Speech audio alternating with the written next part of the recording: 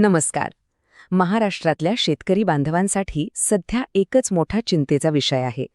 तो म्हणजे नमो शेतकरी योजनेचा हप्ता.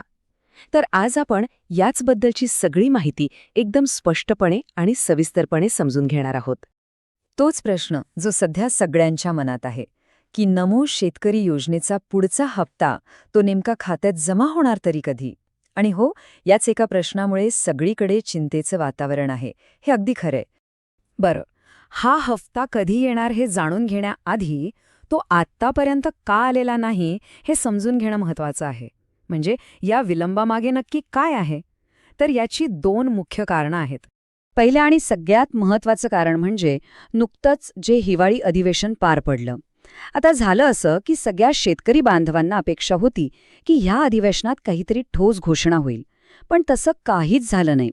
या योजनेवर थेट चर्चा झाली नाही किंवा निधीची तरतूदही झाली नाही आणि त्यामुळे साहजिकच सगळ्यांमध्ये एक संभ्रम आणि चिंता वाढली. आता दुसरं कारण आहे ते म्हणजे निवडणूक आचारसंहिता. काही भागांमध्ये निवडणुका होत्या आणि त्यामुळे तिथे आचारसंहिता लागू होती. आता नियमानुसार आचारसंहिता लागू असताना सरकार कोणत्याही प्रकारचा निधी वाटप करू शकत नाही. त्यामुळे कायदेशीररित्याच हे पेमेंट थांबवण्यात आलं होतं. चला, आता पुढच्या आणि एका अत्यंत महत्त्वाच्या मुद्द्याकडे वळूया.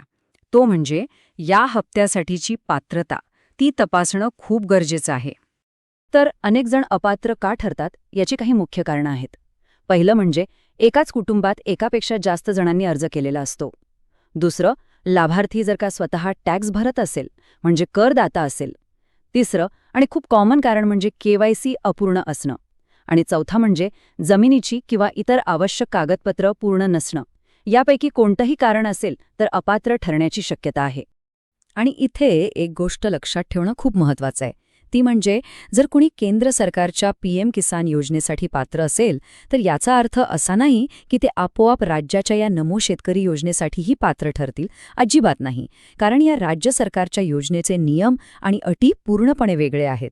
आता बघा, जेव्हा अशी अनिश्चितता असते तेव्हा काय होतं तर अफवांना पेव फुटतं.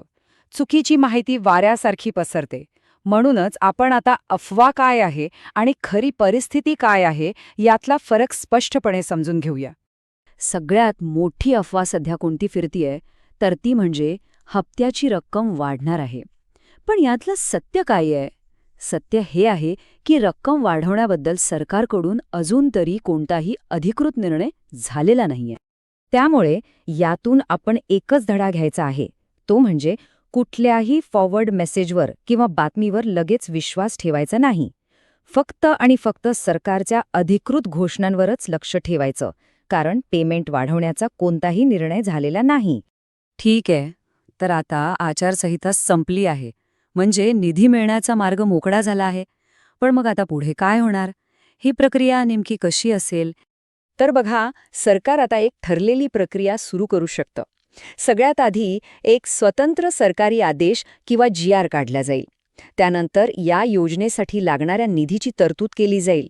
आणि एकदा का हे झालं की मग ती रक्कम थेट पात्र शेतकऱ्यांच्या बँक खात्यामध्ये जमा केली जाईल. ही अशी 4 टप्प्यांची प्रक्रिया आहे. आता सगळ्यात महत्त्वाचा प्रश्न, वेळ. हे पैसे कधीपर्यंत येऊ शकतात? तर आत्तापर्यंत मिळालेल्या माहितीनुसार डिसेंबर महिन्याच्या शेवटच्या आठवड्यात किंवा शेवटच्या टप्प्यात हा हप्ता खात्यांमध्ये जमा व्हायला सुरुवात होऊ शकते. पण हो, हे लक्षात ठेवा, हे फक्त त्या शेतकऱ्यांसाठी आहे जे पूर्णपणे पात्र आहेत आणि ज्यांची सर्व कागदपत्र व्यवस्थित आहेत. आणि म्हणूनच आपण या माहितीच्या शेवटाकडे येत असताना एक शेवटचा आणि सगळ्यात महत्त्वाचा प्रश्न उरतो. हा प्रश्न प्रत्येकाने स्वतःला विचारायला हवा. आपली सर्व कागदपत्र आणि आपलं KYC पूर्णपणे तयार आहे का? कारण सरकारची प्रक्रिया सुरू झाल्यावर आपल्या बाजूने कोणतीही अडचण येऊ नये यासाठी ही तयारी अत्यंत महत्त्वाची आहे. असं की सगळ्या शेतकरी बांधवांना अपेक्षा होती की ह्या अधिवेशनात काहीतरी ठोस घोषणा होईल. पण तसं काहीच झालं नाही. या योजनेवर थेट चर्चा झाली नाही किंवा निधीची तरतूदही झाली नाही आणि त्यामुळे साहजिकच सगळ्यांमध्ये एक संभ्रम आणि चिंता वाढली. आता दुसरं कारण आहे ते म्हणजे निवडणूक आचारसंहिता. काही भागांमध्ये निवडणुका होत्या आणि त्यामुळे तिथे आचारसंहिता लागू होती. आता नियमानुसार आचारसंहिता लागू असताना सरकार कोणत्याही प्रकारचा निधी वाटप करू शकत नाही. त्यामुळे कायदेशीररित्याच हे पेमेंट थांबवण्यात आलं होतं. चला आता पुढच्या आणि एका अत्यंत महत्त्वाच्या मुद्द्याकडे वळूया. तो म्हणजे या हप्त्यासाठीची पात्रता. ती तपासणं खूप गरजेचं आहे. तर अनेक जण अपात्र का ठरतात याची काही मुख्य कारणं आहेत. पहिलं म्हणजे एकाच कुटुंबात एकापेक्षा जास्त जणांनी अर्ज केलेला असतो. दुसरं, लाभार्थी जर का स्वतः टॅक्स भरत असेल म्हणजे करदाता असेल. तिसरं आणि खूप कॉमन कारण म्हणजे KYC अपूर्ण असणं. आणि चौथा म्हणजे जमिनीची किंवा इतर आवश्यक कागदपत्र पूर्ण नसणं. यापैकी कोणतंही कारण असेल तर अपात्र ठरण्याची शक्यता आहे. आणि इथे एक गोष्ट लक्षात ठेवणं खूप महत्त्वाचं आहे. ती म्हणजे जर कुणी केंद्र सरकारच्या PM किसान योजनेसाठी पात्र असेल तर याचा अर्थ असा नाही की ते आपोआप राज्याच्या या नमो शेतकरी योजनेसाठीही पात्र ठरतील. अजिबात नाही. कारण या राज्य सरकारच्या योजनेचे नियम आणि अटी पूर्णपणे वेगळे आहेत. आता बघा, जेव्हा अशी अनिश्चितता असते तेव्हा काय होतं तर अफवांना पेव फुटतं. चुकीची माहिती वाऱ्यासारखी पसरते. म्हणूनच आपण आता अफवा काय आहे आणि खरी परिस्थिती काय आहे यातला फरक स्पष्टपणे समजून घेऊया. सगळ्यात मोठी अफवा सध्या कोणती फिरतीये तर ती म्हणजे हप्त्याची रक्कम वाढणार आहे. पण यातलं सत्य काय आहे? सत्य हे आहे की रक्कम वाढवण्याबद्दल सरकारकडून अजून तरी कोणताही अधिकृत निर्णय झालेला नाहीये. त्यामुळे यातून आपण एकच धडा घ्यायचा आहे. तो म्हणजे कुठल्याही फॉरवर्ड मेसेजवर किंवा बातमीवर लगेच विश्वास ठेवायचा नाही. फक्त आणि फक्त सरकारच्या अधिकृत घोषणांवरच लक्ष ठेवायचं. कारण पेमेंट वाढवण्याचा कोणताही निर्णय झालेला नाही. ठीक आहे, तर आता आचारसंहिता संपली आहे. म्हणजे निधी मिळण्याचा मार्ग मोकळा झाला आहे. पण मग आता पुढे काय होणार? ही प्रक्रिया नेमकी कशी असेल? तर बघा, सरकार आता एक ठरलेली प्रक्रिया सुरू करू शकतं. सगळ्यात आधी एक स्वतंत्र सरकारी आदेश किंवा GR काढला जाईल. त्यानंतर या योजनेसाठी लागणाऱ्या निधीची तरतूद केली जाईल. आणि एकदा का हे झालं की मग ती रक्कम थेट पात्र शेतकऱ्यांच्या बँक खात्यामध्ये जमा केली जाईल. ही अशी 4 टप्प्यांची प्रक्रिया आहे. आता सगळ्यात महत्त्वाचा प्रश्न, वेळ. हे पैसे कधीपर्यंत येऊ शकतात?